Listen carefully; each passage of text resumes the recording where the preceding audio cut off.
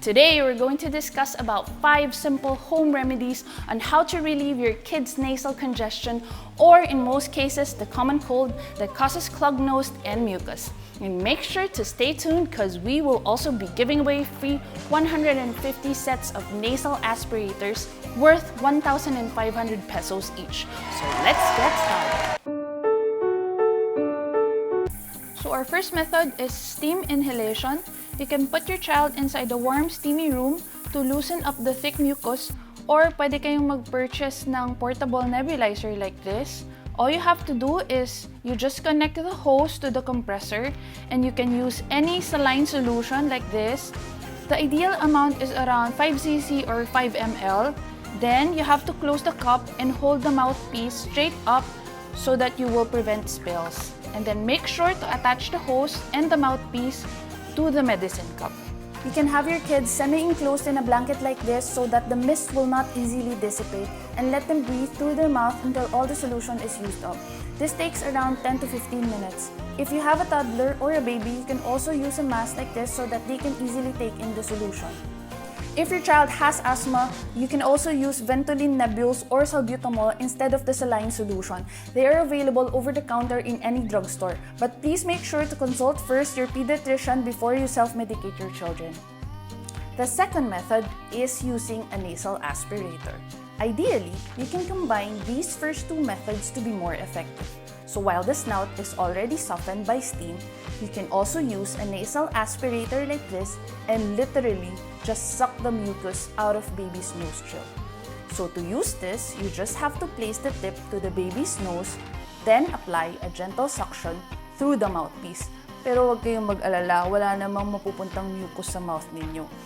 There's a disposable filter in the tube that blocks the mucus so that after every suction, you just have to throw it out and replace with a new one. The third method is nasal irrigation. You can use a saline solution powder and mix with half cup of distilled warm water. Using a saline solution can help thin the mucus and clean bacteria from your nasal passages. And it can also wash out allergens. Make sure not to use this method if you have ear infection or a nostril that's plugged and hard to breathe through. If you're using a syringe, lean baby forward over the sink so that their nostril is pointed toward the sink. Place the tip of the syringe inside your baby's nose, then squeeze the solution out. Then let the baby blow their nose to clear out the remaining solution. Then repeat on the other side. Ayan, ang cute ng pamangkin ko, no? Sobrang bait. Check out her 2 other sisters doing the nasal irrigation by themselves. Hi, I usually do this when I have colds.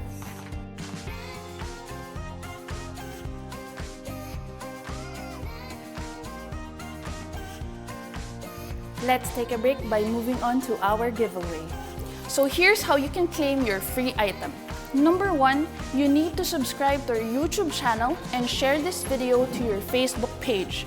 Number 2, you need to have a pending Shopee order.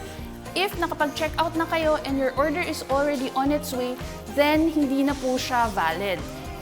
Kailangan nasa cart nyo pa lang yung order ninyo because you need to indicate in the buyer's comment the keyword free nasal aspirator. That's one word. If may space yung kiniin ninyo, hindi po siya valid. So again, it's one word, free nasal aspirator. Number 3, since this is only limited to our first 150 customers, you need to indicate in the comments below your Shopee order number and the link of the video that you have shared on your Facebook page to qualify. So good luck, mommies!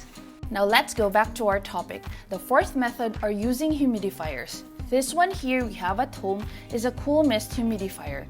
It uses electronic technology to turn water into fine mist. These types of humidifiers are helpful in relieving dry air and alleviating allergens.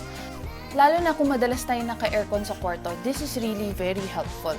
But if your baby's nose is congested, you might want to use a warm mist humidifier. They're very helpful in relieving congested sinuses and throat problems. They help by increasing the humidity in a room by creating a slightly warm steam that results from heating water.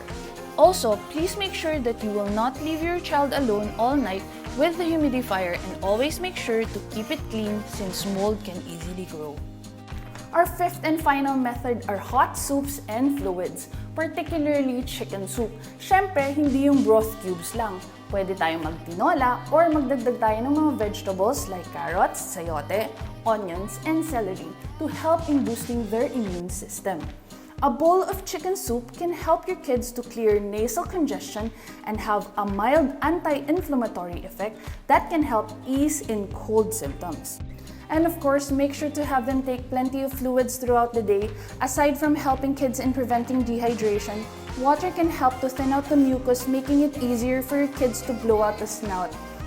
And if all else fails, if your child still does not get better within a few days, make sure to consult your pediatrician, especially when they have a very high fever or if they appear lethargic or confused, and if your baby is younger than 3 months and it has a fever.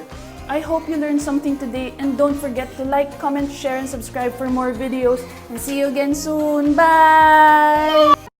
Meanwhile.